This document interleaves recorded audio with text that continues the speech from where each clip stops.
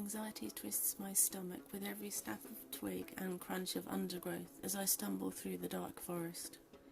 The source of my fear might be little more than a figment of my imagination, yet my breath comes in frightened gasps and my pace quickens. A bramble tugs at my sleeve and I let out a scream. I feel so alone, but a sound touches my ears, confirming that I am not. There is definitely another pair of feet crunching through the undergrowth behind me. Feeling my throat beginning to close up, I start to run, not daring to look round at my pursuer. Blind panic driving me forward, the branches slapping against me, and prickly brambles grabbing for me do nothing to slow my pace. Terror drives my racing pulse and even faster legs. The sound of my pursuer's jagged breathing confirms that I did not imagine him there, behind me, like a hunter on the tail of a wild deer, his eyes glowing with the anticipation of the kill. I'm virtually hyperventilating, but I can't stop running. He'll catch me for sure. What will I do if he catches me? I become aware of a sensation like a strong pair of hands gripping my upper arms and holding me down, even though my pursuer has not yet got close enough to touch me. Unable to move, I let out a petrified scream. "Shh," responds a gentle male voice. There's something about it. I know it's a man. Fingers brush hair from my forehead and bed springs creak beneath me. My eyes fly open and I sit up in bed, looking around my dark room with wide eyes. I can tell it's pre-dawn without even glancing at my clock, but the time is the furthest thing from my scattered mind. A chill runs through me as I try to account for the voice I know I did not imagine. I know I am alone in the house right now. Soft breathing emanates from somewhere close by and I can sense a presence. Wiping the cold sweat from my brow, I swing my legs out of bed, having kicked off the covers in my sleep. "Who's there?" I question, shivering in my flimsy lilac nightdress. Looking at the empty bed beside me, the fear from my dream is suddenly a cold reality, as an invisible arm encircles my shoulders, possibly offering comfort, but providing none. My room is always warm, but goosebumps crawl across my skin because right now it feels colder than the Arctic. "What do you want?" I stutter. "You're safe, Lexi," soothes the same male voice as before. "Oh God!" I gasp, leaping to my feet with terrified haste and backing across the room. Silence swallows, but I know the presence isn't behind me. As the minutes pass and the silence lengthens, my breast continues to heave with anxiety. I've seen a lot of strange things in my 15 years, but this situation is really weird.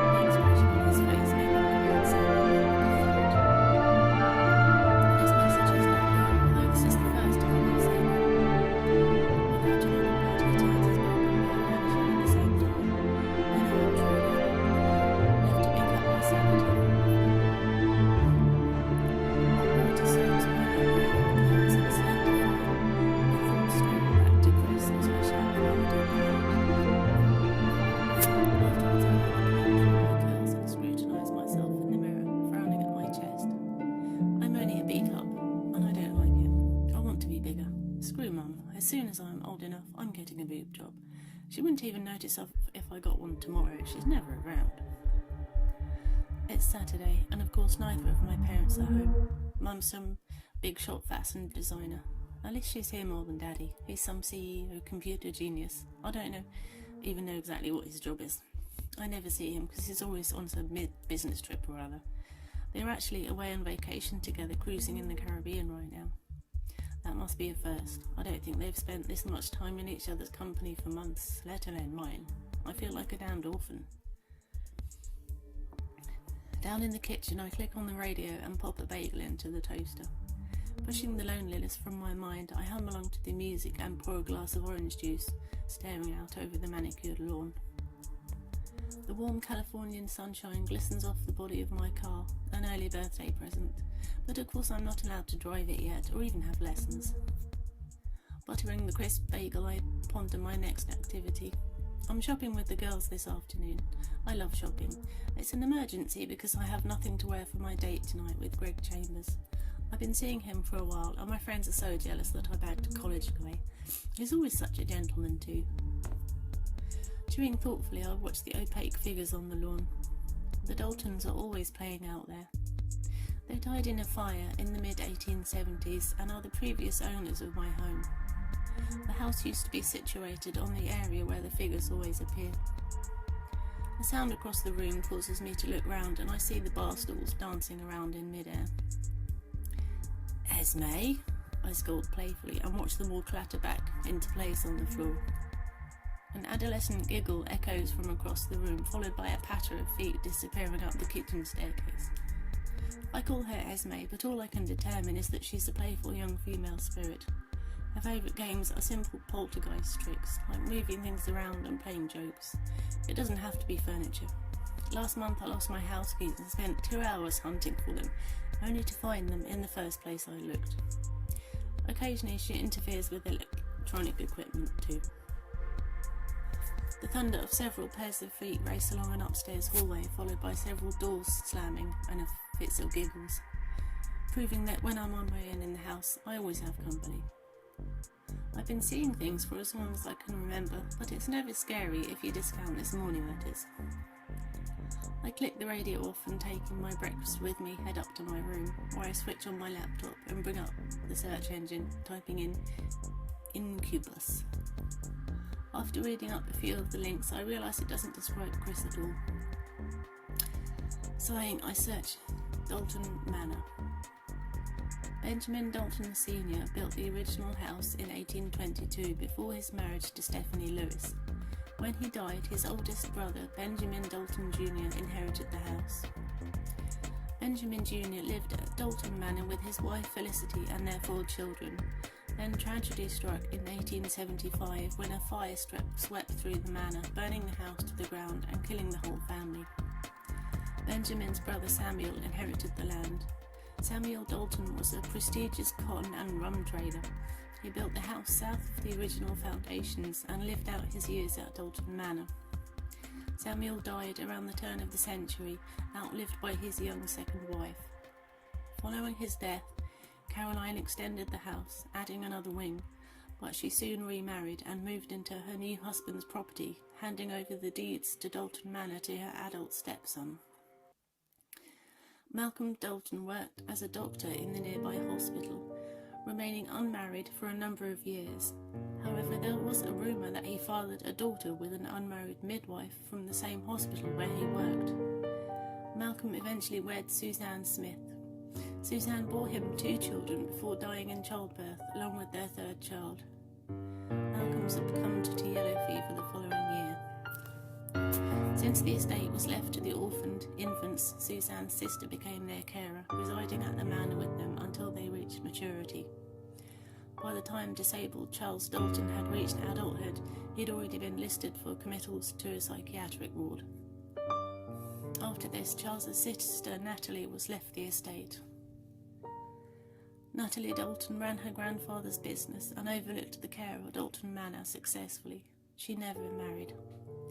Natalie had children late in life, turning her nose up at those who would shun her as an unmarried mother. When she became too aged to undertake the work she'd been used to doing, Natalie handed over the estate to her son Thomas.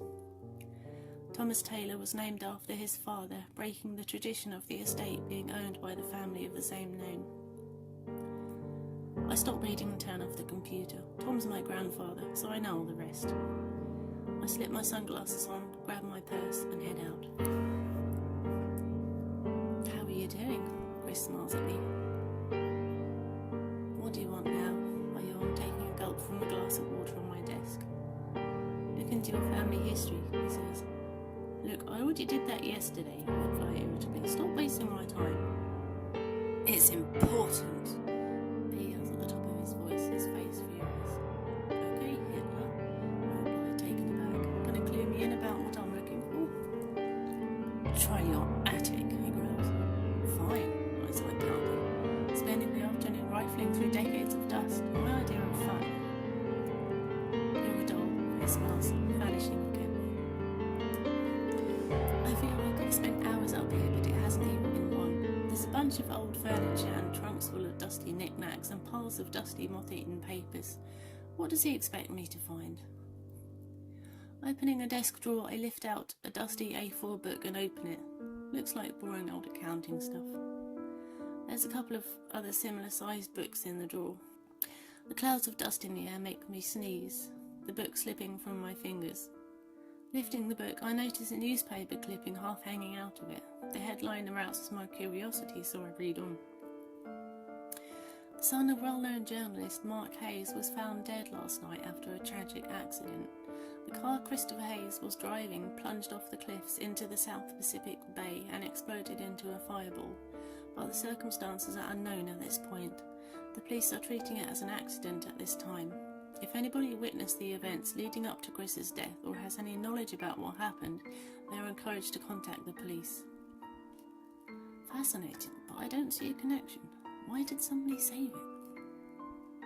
Looking more closely at the photograph accompanying the article, I realise the young man they are talking about is the Chris I know, and a shiver runs through me. He could have told me about how he died if he wanted me to know. Why have me hunt through the attic? He's not just sent me up here on a wild goose chase or for a joke, has he? Sighing, I wander deeper into the attic. The distinctive shape of a doctor's bag catches my eye, and I open it. The bag is very dusty and not closed properly. I let out a startled scream when a large spider crawls out of it and scuttles away. Inside is a cobweb-coated stethoscope and an array of ancient medical instruments along with brown moth-eaten notes. Setting the bag aside, I try to open the chest underneath it, but find it stuck fast. It's locked. Why is it locked? Maybe there's some really good treasure inside. I examine the ancient padlock. A couple of good swings with an axe and I bust it open. After fetching an axe, I attempt to open the chest, and it's surprisingly easy. Dropping the axe, I open the lid. Inside the chest is a beautiful wedding dress. Lifting it out, I gently drape it over some boxes. Underneath is a thin leather folder. Inside it is a marriage certificate for Dr. Malcolm Dalton, dated July 4th, 1910. But the name of his new wife is not Suzanne Smith. Malcolm married a Heather Fisher, whoever that is. I carefully turn to a second document. It's a birth certificate for Rayanne Dalton, born December 12th, 1910. Her parents are Malcolm Dalton, whose occupation is medical doctor, and Heather Fisher Dalton, whose occupation is midwife. I feel shocked, realising what this means. Everything I thought I knew was wrong. That daughter Malcolm was rumoured to have had really existed, except she was not some illegitimate child that he pretended not to know about. He had married her mother. How could he have married Suzanne if he was already married? I gaze into the bottom of the chest at the old baby rattle and christening gown and wonder what happened. Why did Malcolm lock these things away in his attic? Did his girls die? Rayanne was my mother. Chris's soft voice says from nearby, startling me. I look at him wide-eyed. Don't creep up on me like that. That means you and I are related, he goes on. Hang on a sec. I shake my head, frowning with the strain of absorbing all this information. You mean you are Malcolm and Heather's Grandson? Exactly, Chris exclaims. Thank you for digging this stuff out. When I couldn't find this proof among my parents' stuff, I knew my grandfather must have kept them. The other option was that they'd been disposed of, but I didn't want to consider that. What are you talking about? Malcolm never divorced my grandmother. His marriage to that other woman is illegitimate, he says. Didn't she die, your grandmother? I question. No, he shakes his head. She was still alive when I died. Why did he marry Suzanne if he was still married to Heather? I frown, puzzled. My mum told me she had some memories of her father, but hadn't lived with him or known him since she was about 6 years old, Chris says. Heather spent the rest of her life pretending to the outside world that she was a widow, telling them some tale about marrying a Brit who went off to fight in the Great War and never came home. But as soon as Rayanne was old enough to understand, she told her all about it, how this doctor from a wealthy family was her father. They had married but kept it secret, worried about being cast from their jobs and society. Well, I mutter, so what happened? I traced Malcolm's family, the one he had with Suzanne, to Thomas Dalton, my grandfather. I came to the house one day and told him about my family and how I should be an heir to Dalton Manor. Thomas thought I was just spinning a yarn and laughed at me, until I showed him my parents' marriage certificate. On that it stated my parents' names as well as their parents' names. Thomas's grandparents are Malcolm and Suzanne, so he soon got the picture. He must have thought I was a gold digger, just seeking the family fortune, but all I really wanted was some official recognition. My grandparents' relationship was nothing more than a myth in the public eye, Chris says, angry. When he left me listening to his wife chatter about the weather, he must have cut the brake lines on my car. Oh God, I gasped, my hands going to my mouth in horror. It wasn't an accident. I was driving along that cliff road pretty fast, but when I tried to slow down at a corner, nothing happened. I pumped that brake pedal for all I was worth, but I couldn't stop the car from sailing over the edge. I'm so sorry, Chris, I say quietly. So now I'm stuck here, he fumes quietly. But how can I make this right? I question. All I have is proof of your grandparents' relationship, not proof of my grandfather's guilt.